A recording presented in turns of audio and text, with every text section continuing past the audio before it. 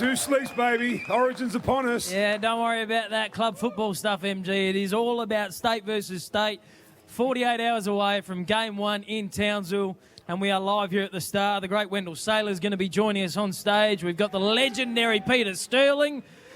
But more importantly, we've got a live audience of all Blue supporters. No, a couple of Queenslanders have snuck in. I don't see them. Where are they? A couple of Queenslanders. We've given them cheap seats at the back. Yeah. We are live at the Start tonight. We've got a ripping show. We're going to talk about both sides of the equation for Wednesday night in Townsville. It's a joke. I can't believe Queensland get 2 home games. You don't seem fussed by that. You got to beat them. You got to beat them. All right. You shouldn't have to beat them 2 games in a row. Why, Queensland. Why?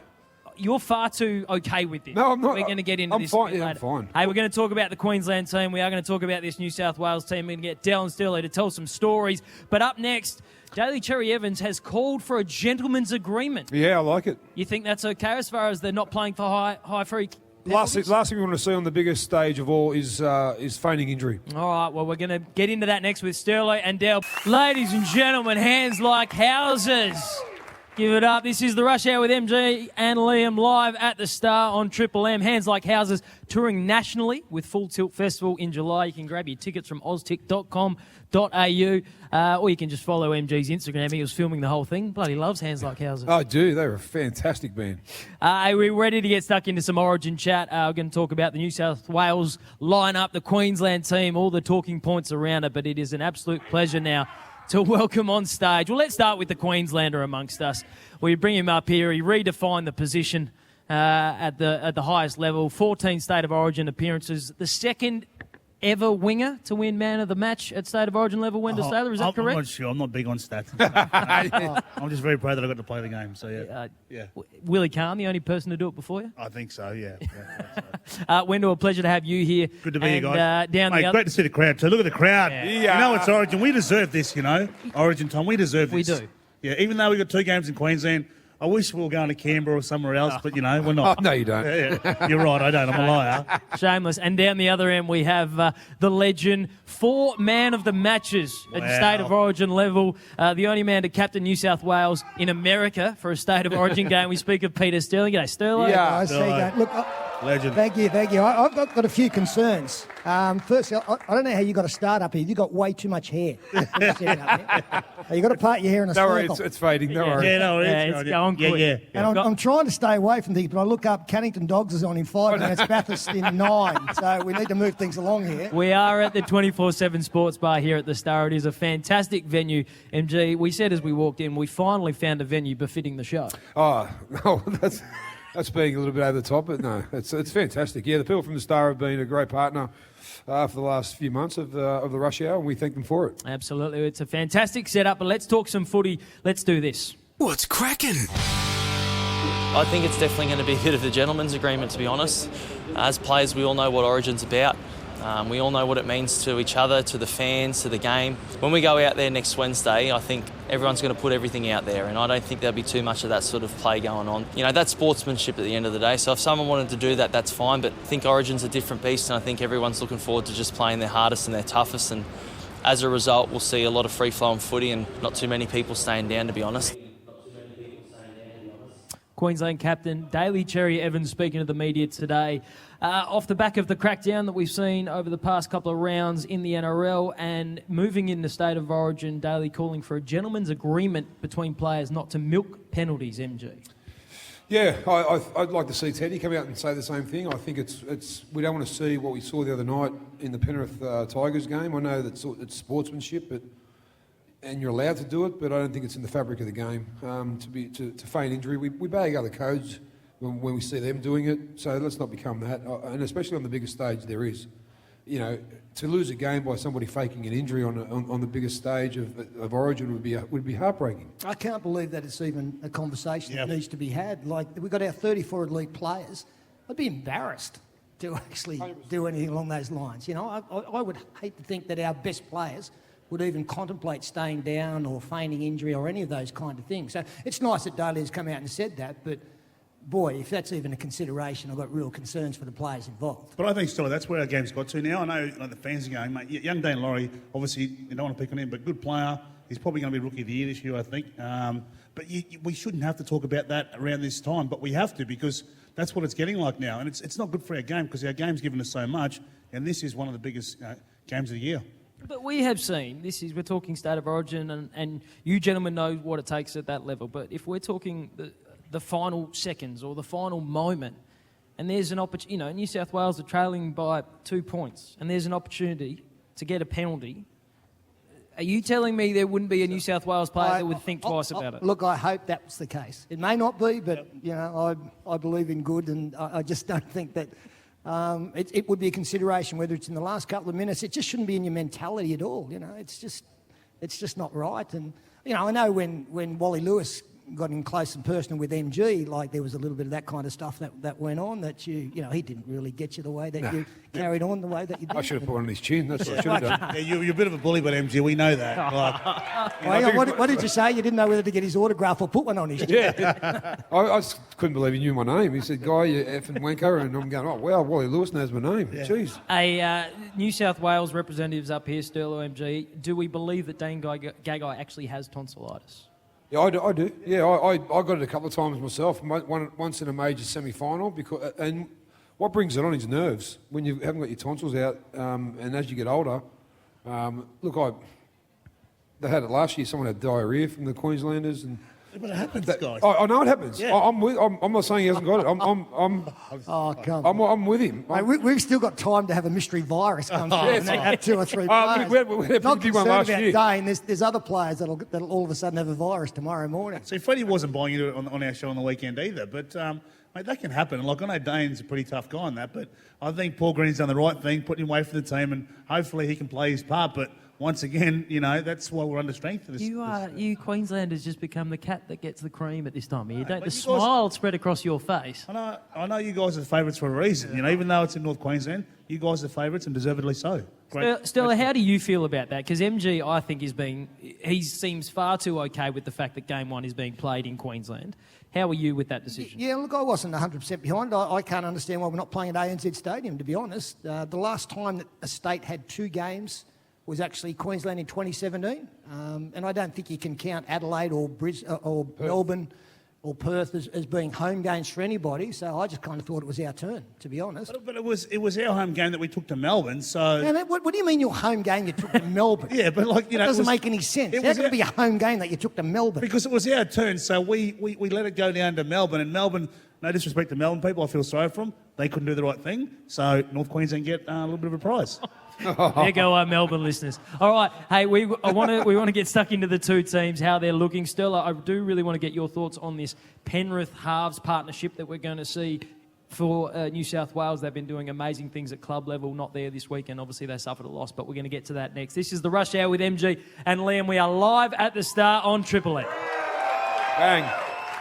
This is the Rush Hour with MG and Liam on Triple M, and we are live at the Star in this ripping 24/7 sports bar. I tell you what, if you can't be in Townsville for Wednesday night's Game 1, you wouldn't want to be anywhere Say it else. again. Yeah, I'll try. Yeah, mate, you're right. You're a bit nervous, I'm aren't you? excited. We've Origin, got a I know live you're crowd. excited. I know You're you shine Wendell Sailor in front of big crowds, and love this is big where you do crowds. your best work. Yes, I love big crowds. And Peter Sterling as well, and Mark Yes. Geyer, obviously, but this is new for me. Sorry, you got it. You got this. Thanks, mate. Thanks for the support. Hey, you don't want to miss the upcoming State of Origin clash here at the 24/7 Sports Bar this Wednesday. You can check out all the details at thestarsydney.com.au. We're tearing apart State of Origin Game 1, 48 hours until we get the series underway in Townsville. MG, your superstar Penrith Panthers, 7 or 8 of them have disappeared into Blues camp. Yep. And we expect to see at least Brian To'o definitely make his debut, Liam Martin as well. Yep. You must be proud of the Panthers and what they're going to be such a big part of this New South Wales lineup. Oh, definitely. Yeah, I'm more proud that, you watch the Melbourne Storm and the Roosters over the last decade have the same type of impact at Origin, and when the side that you used to play with and the side that you go for, I still live in Penrith, start to climb the mountain of respectability, it's, a badge of honour.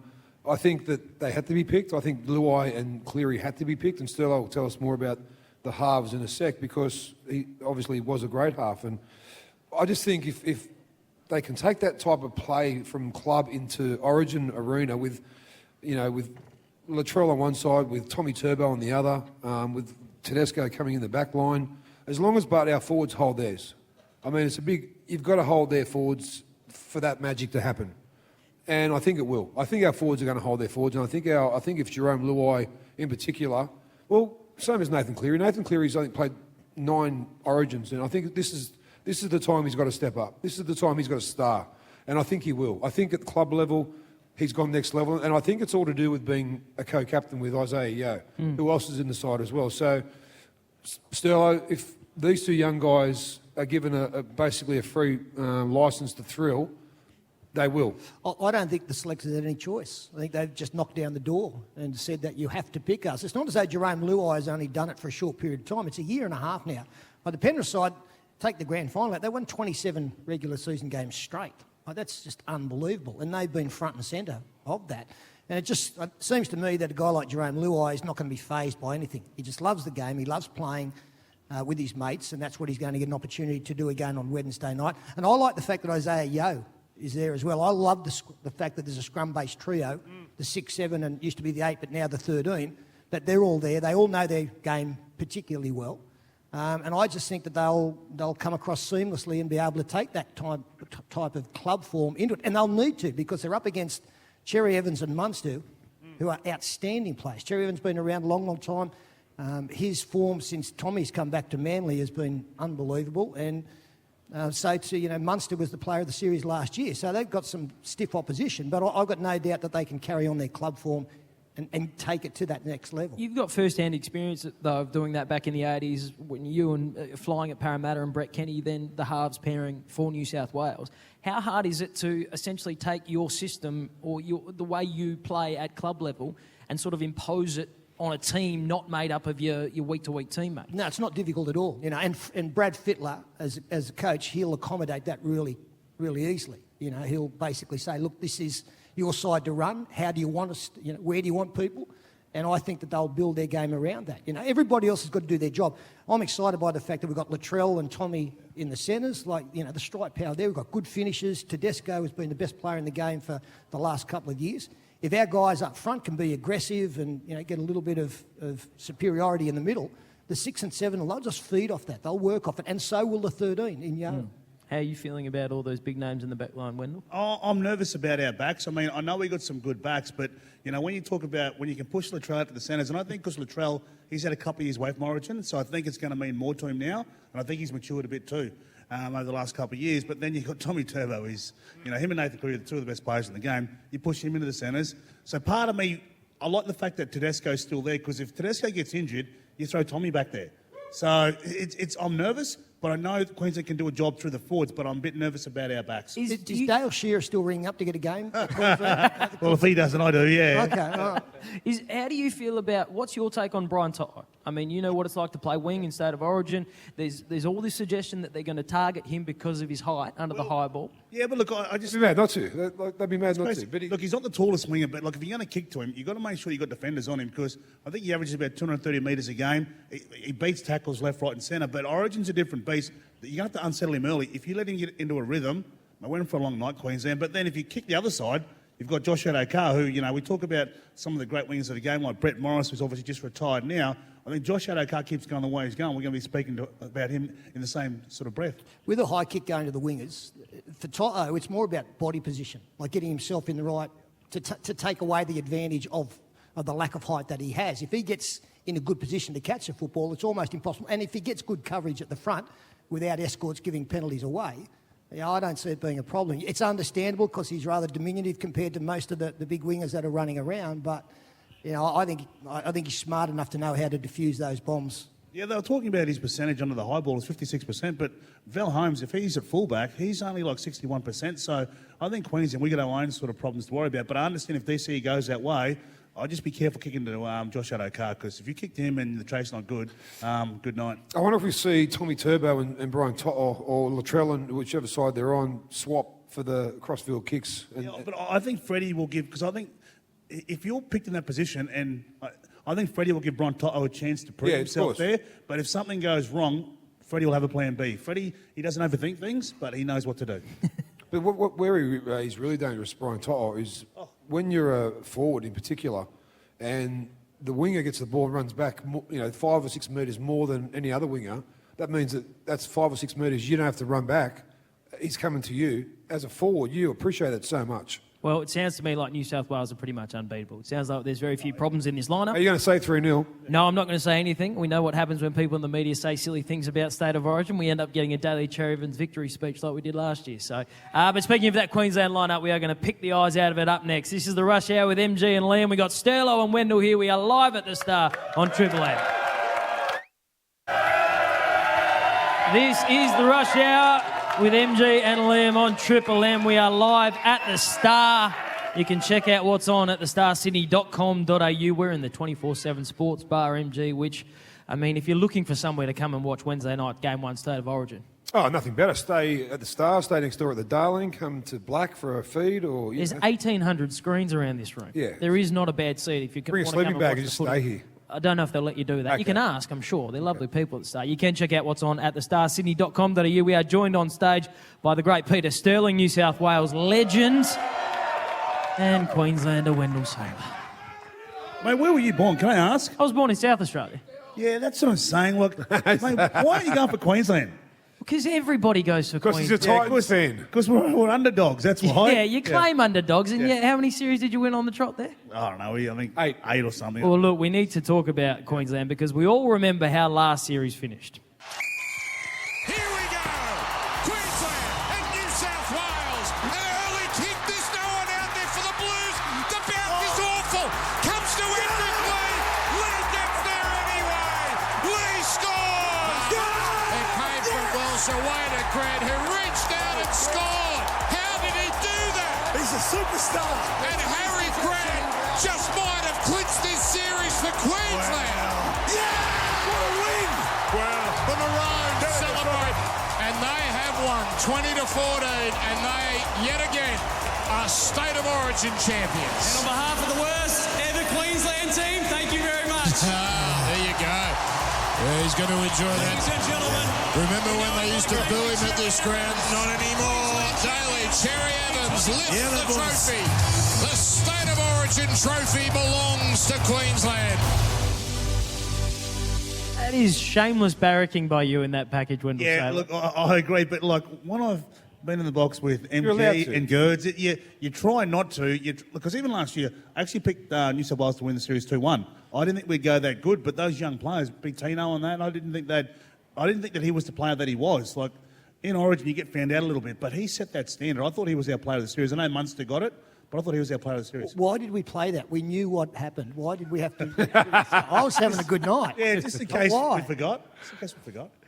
Sterlo, the side on paper that Queensland has named this year, how does it look to you on paper? Well, it's better than it was last year on paper. It is. Which is a bit of a concern. But yeah, no, look, the one thing I do like about the Queensland side is the aggression in there, and that's something we need to match. I look at, Tino, Felice Kafusi, Dave Fafita in the back row. There's some dynamic components to that, and they are aggressive players, so we certainly need to match that. And as I mentioned the halves earlier, Val Holmes has found some really good form up in North Queensland. I think he's a fullback, and I think he's proven that now, and that's where he'll be. And guys like Dane Gagai, they just rise to the occasion. Xavier Coates is a great young player, good finisher. So there's plenty of dangers there, but it's what we do in the middle. And as I say, the aggression of Queensland is obvious. We just need to be good enough to match that. Do you think Kafusi is lucky to be there? Like, I'm being serious. I don't care. No, I know you don't care. He's there. I don't care whether he's Good luck to lucky. him. Yeah. Well, what did he do? He's I don't know. He stuck his leg out, but I don't. No, that was okay. Yeah, I agree. You don't want to miss an origin because of that. No, and I think sometimes we've got to look at, like, I know that the rules and regulations say that, every case is judged on its merits, but I think sometimes little indiscretions, like especially having carryover points and, double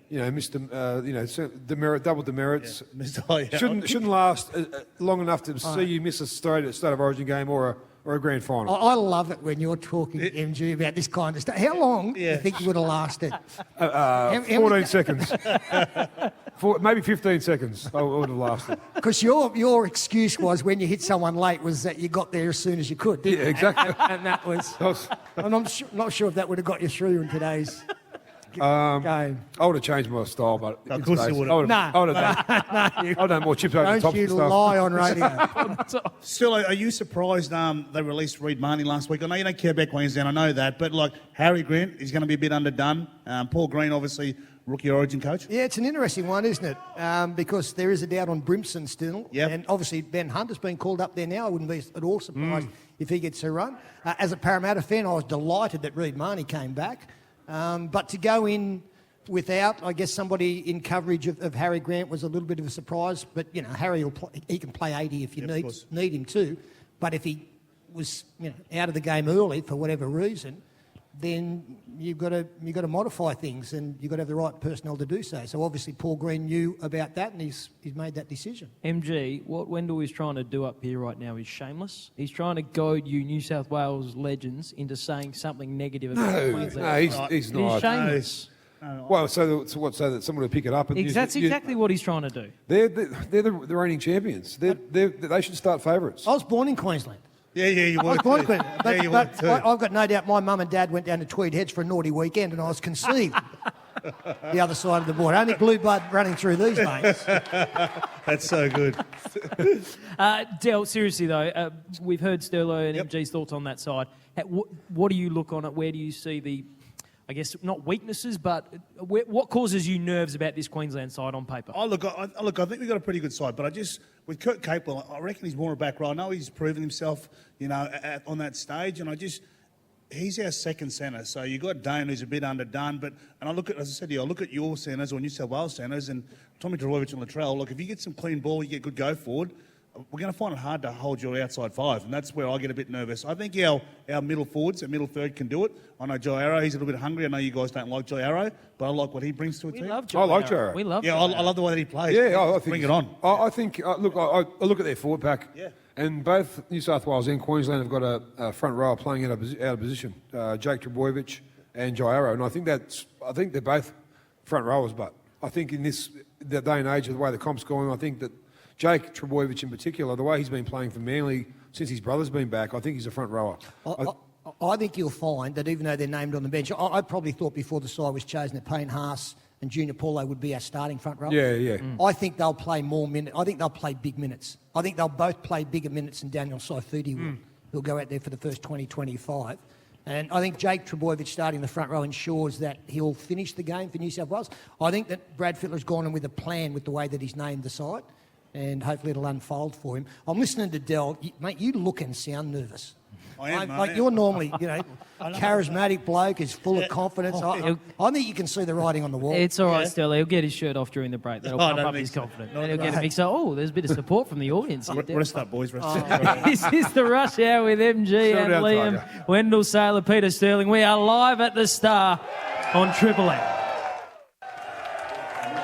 Yes, we are live at the Star. 48 hours out from Game 1 of State of Origin up in Townsville. We're joined on stage by the legendary Peter Sterling, the great Wendell Sailor, MG up here as well. You don't want to miss the upcoming clash with State of Origin at 24/7 Sports Bar this Wednesday. You can check out what's on at thestarsydney.com.au. And another shout out to our house band for the evening, Hands Like Houses. They are touring nationally with the Full Tilt Festival in July. Tickets from oztix.com.au. Now, Mr. Sterling, you join us on stage, as we mentioned earlier in the show, as the only man to have ever captained New South Wales in the United States for that 1987 exhibition match where you famously ran into a bit of bother with a banner. Oh, that was embarrassing. It was like a spider web, wasn't it? I don't want to talk about it. No, look, everybody's heard about it. Yes, I should have listened to the lady who told me how to get through, and it was like a spider's web, and everybody went around the banner behind me, and that was all embarrassing. What isn't well known is the fact that a few of the New South Wales and Queensland guys actually got to stay on after that game because our club sides weren't going to play finals football. So we all went to Las Vegas, which for me was like going to Mecca. Like I just knelt in front of Caesar's Palace and bowed. And I walked into Caesar's Palace, and I'd never really spent much time or met Alan Langer, but he was sitting down at the Dunes Casino playing blackjack, and I sat next to him and thought, we'll get on, and we did. And as it turned out, the New South Wales and Queensland guys, we all flew back to Australia on the same flight. Queensland guys up the front of the plane, and us New South Wales guys up the back of the plane. And as we're coming into Mascot, unfortunately for the pilot and the co-pilot, they didn't realise they'd left their intercom switch on in the cockpit. So what they were saying in the cockpit, we could hear back in the cabin. And we heard the co-pilot say to the pilot, anyway, John, what are you going to do when you get back to Sydney? And he said, I'm going to do 3 things. I'm going to have a beer, I'm going to have a smoke, and then I'm going to make wild, passionate love to the new blonde air hostess at the back of the plane. And we've all turned around to have a look at the new blonde air hostess at the back of the plane. You could tell from her, the way she threw the tray up in the air and went down the aisle, that was the first she'd heard this was going to happen. Now, unfortunately for her, Alan Lang was at the front of the plane. He was lazed back. He had his leg extended out into the aisle. And as she's taken up the aisle, she's tumbled over his leg. Oh, no. But being the gentleman he is, Alf bent over, offered his hand, helped her up and said, slow down, love it. He said he was going to have a beer and a smoke first. Which I thought was a pretty fitting finish too. And you and Alf, you've been friends ever We've since? been friends ever since. Yeah, no, the banner was embarrassing. We might have to put the footage of that up on YouTube. The banner, not the plane. Yeah, Hey, it's been an absolute pleasure to be here at the Star Live tonight. It is the place to come and watch Wednesday's Game 1. It's going to be an absolute cracker. Before we finish up, though, quickly, I need a prediction from all of you. Game 1 prediction, please, nervous. Wendell. I'm going to Queensland by 4 because it's in Queensland. 24-14 and Isaiah man of the match. Sterling. New South Wales by 14. James Tedesco first try and man of the match. Oh, wow. There we go. Comprehensive. Thorough, comprehensive. Wendell. Oh, you've wanna got suggest Dan got a book to... Yeah, Thank you, Dan Payne's here. Daniel Payne. Yeah. Heroes of Yesterday, back to the 90s. I'm certainly in there. So Thank Go you, and brother. grab it. And, Available to good bookstores. And Peter Tunks is in the crowd. MG, as well. Tunksy. say goodbye to everybody. Thanks. Thank you, He's guys. Dell, he's Sterler, he's Liam. I'm MG, wherever you are.